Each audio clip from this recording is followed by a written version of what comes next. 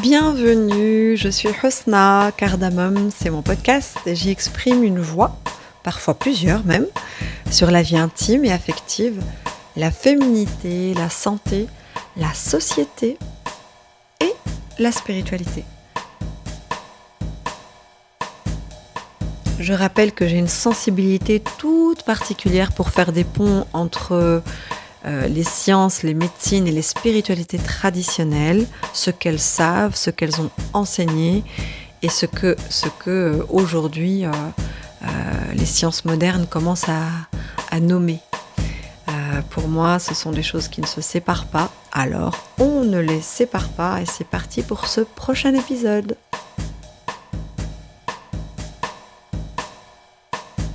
Je me souviens de l'air. C'est drôle de dire ça. C'est pas vraiment une image précise. Et pas non plus un monument ou une rue. C'est vraiment l'air. La façon dont il sentait. Et pourtant, je sens dans mon corps comme si je reconnaissais quelque chose, comme s'il reconnaissait quelque chose. Comme si le vécu là était reconnu. C'était dans la base de données, en fait, du corps. Et des années plus tard, j'ai commencé à comprendre. Ce n'était pas moi qui reconnaissais. C'était quelque chose en moi. C'était pas moi au sens de Hosna, 43 ans, qui fait un podcast et d'autres choses. Non, c'est quelque chose de plus ancien que moi qui reconnaissait cet endroit. Et la mémoire du corps, c'est de ça que je voudrais parler. Ma mère est une Wassini. Certains l'orthographient Wassini avec un W, et elle, dans sa famille, c'est O-U-A, 2-S-I-N-I. Et le nom vient de là, Bni Wassin, un petit village aux alentours de Tanger, au Maroc. Dans la mémoire familiale, il faut savoir que nos ancêtres faisaient partie de l'entourage de l'émir Abdelkader. Et là, je veux prendre un moment pour dire très brièvement qui était l'émir Abdelkader. Parce que son nom circule parfois. En tous les cas, il y a des gens forcément qui ne le connaissent pas, mais il y a des gens qui ont déjà entendu parler de cette figure éminemment connue et populaire dans les milieux du soufisme. Pourtant, on ne sait pas forcément ce qu'il portait. Il faut savoir que l'émir Abdelkader était un chef militaire et spirituel. C'était un poète et un érudit. C'est un des premiers résistants contre la colonisation française de l'Algérie. Donc, figure éminente de la résistance, mais il a également été aussi une interface diplomatique, disons ça comme ça, avec l'État français à l'époque. Et par ailleurs, il était soufi et disciple de la tradition d'Ibn Arabi. En 1847, quand l'étau franco-marocain s'est refermé sur lui, on va dire ça comme ça, l'émir a choisi de se rendre pour protéger ses proches. Ceux qui l'entouraient ont traversé vers le Maroc et une partie s'est installée à cet endroit-là, à Bni Wassin. Et le nom a continué de porter, sans qu'on le sache toujours, le lieu de cet exil. Et 7 générations plus tard, je reviens en Algérie. Enfin, je reviens. Oui, la partie la plus ancienne de moi, une des parties très anciennes qui ont réagi sur ce sol oranais, revient en Algérie pour la première fois à Oran, dans un congrès sur la paix. Et la résonance, pour moi, elle n'est pas métaphorique. Elle est incarnée. Elle est généalogique. Elle est physique. Frantz Fanon parlait de la colonisation du corps et de la psyché, de ce que ça fait sur plusieurs générations de porter une histoire de déplacement, d'exil, de rupture avec sa terre, avec une terre. Et ce n'est pas seulement une histoire politique, c'est une empreinte somatique, une mémoire que les corps transmettent sans toujours pouvoir la formuler. Ce congrès à Oran, le premier congrès international du féminin pour une culture de paix, était extraordinaire, dans le sens franchement littéral du terme. Plus de 3000 participants venus de 25 pays, 54 intervenants pendant 5 jours. Le pape François lui-même avait envoyé un message. Et c'est ce jour-là, enfin à ce congrès-là, que donc le chef spirituel, on va dire, de cette voie, de cet ordre soufi, annonce vouloir déposer auprès de l'ONU cette résolution, ce pari complètement fou de promulguer une journée internationale du vivre ensemble en paix parce que porté par cette vision que l'humanité est une grande famille humaine, et que à force de division, on a oublié nos liens fraternels. Et ce qui peut permettre à cette humanité de se reconsidérer comme unie, comme une famille, eh bien c'est ce désir de paix qui a besoin d'être cultivé. Et moi, ça me parle énormément, ça m'anime énormément, ça comble et ça vient me contacter à des niveaux de valeur très très très très très très très profondes chez moi.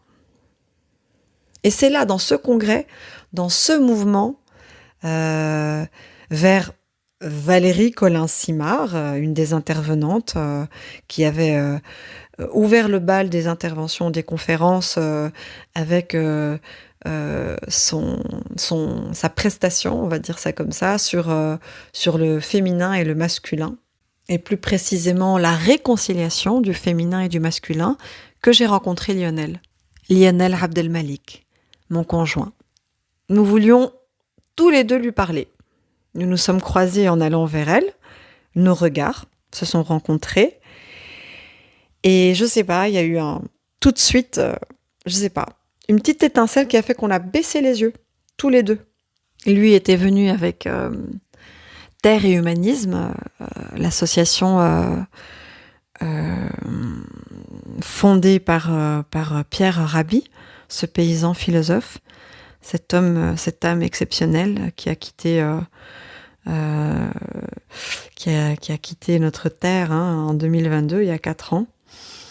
Et moi, avec la confrérie soufie, 2 univers réunis dans ce même mouvement. Et lui aussi a une histoire particulière avec l'Algérie. Il faut savoir que, alors, il est algérien par la lignée maternelle. Mais sa maman, elle est née en France, déjà. Elle n'est jamais allée en Algérie. Et d'ailleurs, elle lui a donné ce prénom français, Lionel, délibérément pour que le monde ne le reconnaisse pas comme étranger, avant même qu'il avait ouvert la bouche. C'est clair que c'était un geste d'amour maternel. Voilà, dans un monde qui punit la différence, elle lui a donné les chances, en fait, de s'assimiler à un monde plutôt qu'avoir à être condamné. Et ça, c'est une blessure. C'est une blessure transmise, même sans le vouloir. Et bien pour Lionel, pour lui aussi, c'était sa première fois en Algérie. Il y a un concept sanskrit, smriti. C'est clairement prononcé de façon imparfaite. Mais voilà, smriti, souvent, va être traduit par mémoire ou souvenir. Mais le smriti ne désigne pas seulement la mémoire individuelle. Il désigne la mémoire transmise, ce qui a été retenu et transmis à travers les générations, à travers les corps. Et la tradition soufie a son parallèle quelque part, c'est la silsila, la chaîne de transmission. La silsila, de maître à disciple, ininterrompue depuis les origines. Ce qui se transmet dans la silsila, ce n'est pas seulement un enseignement intellectuelle. C'est aussi une présence, ou plutôt, je dirais, la somme des qualités de présence qu'ils ont été expérimentées, vécues au sein de cette silsila, au sein de ce cadre-là. C'est comme si c'est une sorte d'énergie en fait, quelque chose qui passe de corps à corps, de souffle à souffle, à travers le temps et qui s'additionne et qui génère sa propre énergie en fait, presque une entité que certains appelleront peut-être l'égrégore. Ce que j'ai senti à la sortie de l'aéroport à Oran, c'était peut-être quelque chose comme ça. Le smriti des Wassini, la silsila de la tariqa, quelque chose de transmis à travers cette génération qui se reconnaissait dans l'air d'une ville que je n'avais jamais vue. Et moi, je trouve ça intéressant parce que, par exemple, aujourd'hui, la recherche en épigénétique, alors non pas que je sois une grande connaisseuse de l'épigénétique, mais voilà, je m'intéresse au sujet, j'ai écouté, bien entendu, quelques podcasts de vulgarisation sur le sujet. J'ai entendu de nombreuses interviews de la personne qui est la plus mise en lumière sur ce sujet-là. C'est pas la seule, mais c'est celle qui a un peu, je vais dire, donné ses titres de noblesse à l'épigénétique, qui est Bruce Lipton, cet Américain, ce chercheur. Voilà, c'est à mon humble niveau, j'ai quand même l'association. Alors, bon, je vais la refaire. J'ai un peu la sensation, la compréhension que la recherche en épigénétique commence à documenter ce que ces traditions savent depuis longtemps et qu'elles disent depuis longtemps. Les expériences laissent des traces biologiques transmissibles, pas nécessairement comme destin, mais comme mémoire, comme ressources disponibles ou comme blessure à traverser. Le prénom français de Lionel est une blessure transmise sans le vouloir. Le nom des Wassini est une mémoire portée sans toujours la savoir. L'exil, etc. Les deux se sont rencontrés à Oran, dans un congrès sur la paix. C'est quelque chose. Et là, on n'est pas sur du hasard romantique. C'est une logique, en fait. C'est une logique vivante qui peut nous dépasser et qui clairement peut défier je vais dire, les limites de la pensée matérialiste, en fait, purement matérialiste, où tout serait le sujet ou l'objet du cadre matériel, de l'environnement matériel. Oui, alors il y a de la matière là-dedans, parce qu'il y a de la biologie. La biologie, c'est de la matière, c'est incarné. Mais il y a autre chose qui fait se mouvoir cette biologie, et ça semble dépasser le cadre des conditions matérielles. Donc voilà, d'Oran 2014 à Port-Saint-Louis du Rhône 2026, entre les deux, 12 ans. Une résolution onusienne, une rencontre, un mariage, un territoire, un club, une journée mondiale, des obstacles, une plage, 40 personnes dans l'eau, et une conviction qui n'a pas changé, et qui s'est approfondie même, qui s'est éprouvée, qui s'est fissurée parfois, mais qui n'a pas changé. La conviction du vivre ensemble en paix, ce désir de paix, celle que je porte depuis Oran et même avant, depuis les Wassini, depuis la silsila de la tariqa, cette conviction n'est pas une idée que j'ai adoptée, c'est quelque chose dont j'ai hérité et que je choisis aujourd'hui de continuer à porter. Il y a pour moi une différence. L'héritage seul est passif. Le choix seul est fragile.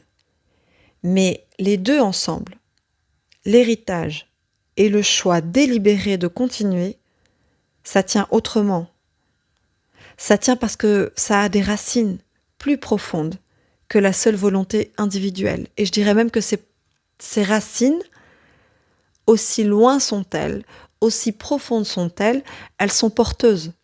Et soit dit en passant, scoop, qui fera aussi l'objet peut-être d'un prochain épisode, j'ai le cœur à droite. Et quand je dis ça, c'est pas une vue de l'esprit pour parler de ma tendance politique, c'est vraiment que j'ai le cœur à droite. J'ai le cœur anatomiquement à droite. Et cette particularité, qui est, bon, somme toute assez rare, hein, qu'on se le dise, qui fait qu'on traverse le monde avec quelque chose de légèrement décalé, c'est vrai. Depuis l'enfance, j'ai appris à regarder ce décalage comme une information, plutôt que comme un défaut. Et peut-être que c'est ça, finalement, le fil conducteur de toute cette série, que je suis en train peut-être de me la formaliser maintenant, de me la formuler là maintenant, la décision renouvelée. On en a parlé lors des épisodes précédents. Chaque fois, à chaque épreuve, de continuer à regarder le décalage comme une information, de continuer à porter quelque chose qu'on croit vraiment, dans un endroit où personne ne vous attendait pour ça. Ce décalage, c'est moi, c'est toi, c'est plein de gens qui ont cette singularité-là en héritage et qui, franchement, gagnent à la reconnaître et à faire à partir d'elle. Et c'est vrai que les conditions, l'environnement, là je rejoins les matérialistes, vraiment, on se rejoint là-dessus, les conditions, elles sont rudes. Et effectivement, c'est collectivement que les choses, elles peuvent bouger. Sur un plan, je vais dire, politique, un plan de contingence. Mais effectivement, là où peut-être on est moins raccord, c'est sur cette dimension qui relève de notre propre singularité, qu'on a peut-être des visions un peu différentes. C'est que pour moi, à cet endroit-là, il y a aussi un terreau de ressources. Après, bien sûr, à articuler avec des stratégies collectives, etc. Mais comme je le disais aussi dans des épisodes précédents, il y a des endroits où même peu importe le collectif, face par exemple à quelque chose de difficile comme la maladie, où il peut y avoir des conditions favorables, un entourage favorable, une prise en charge favorable, et malgré tout, il y a un endroit où c'est nous en fait. C'est nous seuls face à notre existence, c'est nous seuls face à ce qui nous porte, c'est nous seuls dans un premier temps pour effectivement se rendre compte qu'on n'est pas seul et qu'il y a plus grand à l'intérieur de ce seul. Et ça, c'est à muscler, et ça, c'est à cultiver, et ça, c'est à faire grandir. Et aujourd'hui, je dirais plus que jamais. Donc voilà, chers amis, la série Au cœur du vivant s'arrête ici, mais Cardamome continue. Donc, si cette série t'a touché ou t'a dérangé, les deux comptent de toute façon. Donc tu peux me retrouver sur Instagram, sur TikTok et Facebook sous le handle Hosna Dharma, tout attaché. La newsletter est sur Substack, même handle. Le lien est dans la description de l'épisode. Et si tu veux un accompagnement sur ces sujets ou sur la vitalité ou la santé, que tu es une femme, ou que simplement tu as envie de parler d'un petit bout de ton histoire pour le partager dans le podcast, eh bien il y a un lien Calendly dans ma bio pour une séance d'écoute gratuite de 30 minutes. Et voilà, d'ici là, je te dis merci d'avoir été là pour cette série, d'avoir écouté jusqu'au bout et à très bientôt dans Cardamome.